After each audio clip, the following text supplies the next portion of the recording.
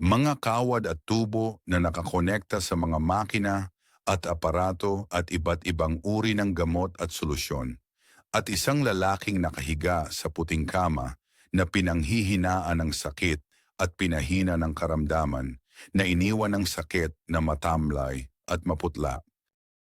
Tiyak ng tumitingin sa kanya na malapit na ang kanyang pagtatagpo sa kamatayan. Sunod-sunod ang tibok ng kanyang puso at naguguluhan ang kanyang paghinga. At napupunit ang puso ng kanyang mga mahal sa buhay para sa kanya.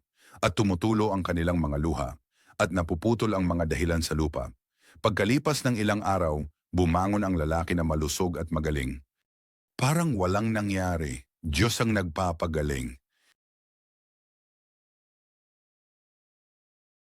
Pinahirapan ka ba ng sakit at pagdurusa? Naging madilim ba ang mundo sa iyong mga mata dahil sa karamdaman?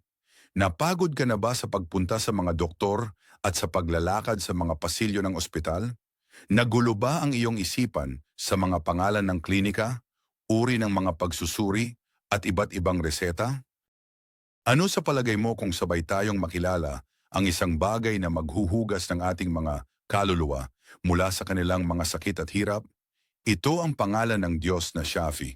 Huminga ka ng malalim at makinig at malalaman mo pagkatapos mong masilayan ang lilim ng marangal na pangalang ito kung gaano mo ito kailangan at kung gaano kakalayo rito. Ang Al-Shafi ay isa sa mga pangalan ng ating Panginoon na pinupuri natin siya para dito at tinatawag natin siya sa pamamagitan nito. Pinupuri natin siya para sa kanyang kasakdalan, kadakilaan at kamahalan ng kanyang sarili at mga katangian. At isa sa kanyang mga katangian ay ang pagpapagaling dahil siya lamang ang nagpapagaling at nagpapabuti sa kanyang mga alipin. At ang paggaling ay may kinalaman sa sakit. Ang buhay ay puno ng mga sakit at daing.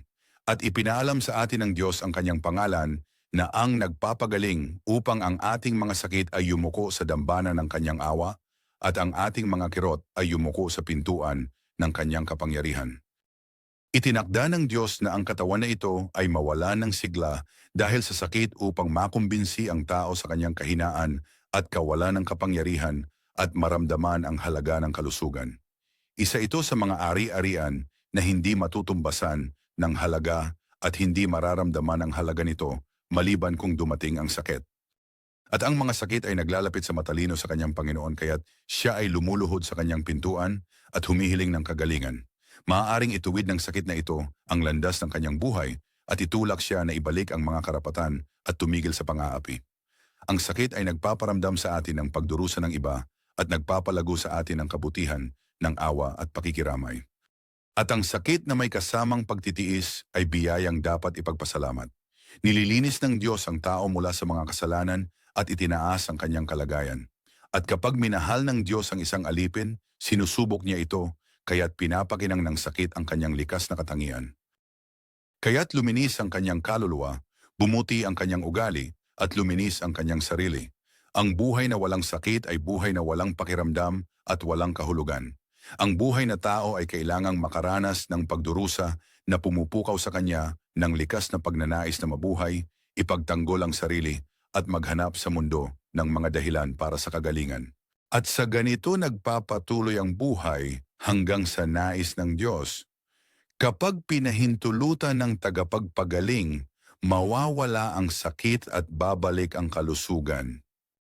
At siya, ang kataas-taasan, ay nagpapagaling sa pamamagitan ng malakas na dahilan tulad ng napatunayang gamot. At minsan ay nagpapagaling sa pamamagitan ng mahina na dahilan na hindi pinapansin.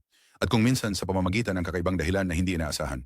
At siya, ang kataas-taasan, ay nagpapagaling sa pamamagitan ng pagtitiis, at nagpapagaling sa pamamagitan ng panalangin, at nagpapagaling sa pamamagitan ng kawanggawa, at nagpapagaling sa pamamagitan ng paghingi ng tawad, at nagpapagaling sa pamamagitan ng pagsisisi, at nagpapagaling sa pamamagitan ng kasiyahan, at nagpapagaling ng walang anuman.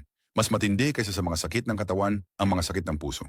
Tulad ng pagkukunwari, pagdududa, inggit, galit, alalahanin, at kalungkutan. At para sa mga sakit na ito, tanging ang tagapagpagaling, ang Diyos, ang makapagpapadalisay sa puso ng kanyang alipin kapag humiling ito ng kagalingan mula sa kanya. Kaya't magpatira pa ka sa harap niya at ipanalangin mo ang iyong sarili at ang iyong mga may sakit sa pamamagitan ng panalangin ng kanyang marangal na sugo, sumakanya nawa ang kapayapaan. Alisin mo ang sakit, Panginoon, ng mga tao. Ikaw ang nagpapagaling. Walang kagalingan kundi ang kagalingan mo. Kagalingang hindi nag-iiwan ng sakit At kapag ako'y إذا مرضت فهو يشفين